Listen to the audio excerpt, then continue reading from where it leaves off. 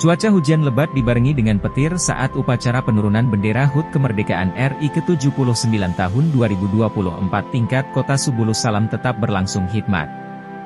Bertempat di lapangan Sadakata Subulus Salam Komplek Perkantoran Pemko Subulus Salam, Sabtu, 17 Agustus 2024.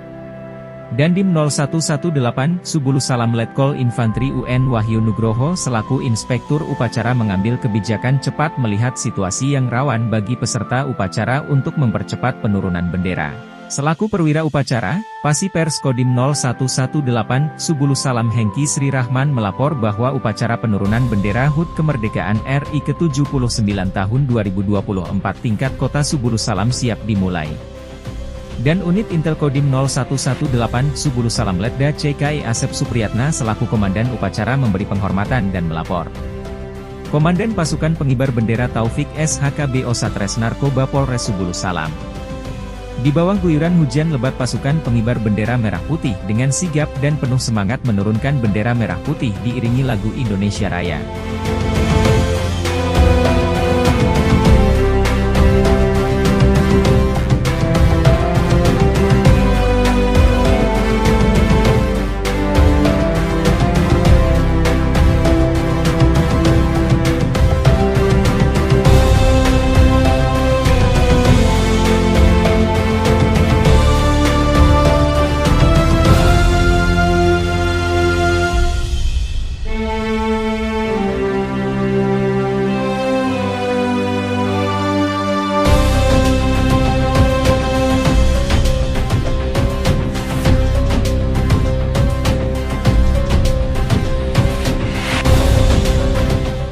Usai selesai menurunkan bendera merah putih, pembawa baki bendera Andinie Azuhra asal SMAN 1 Simpang Kiri yang diiringi pasukan pengibar bendera menyerahkan kepada Inspektur Upacara.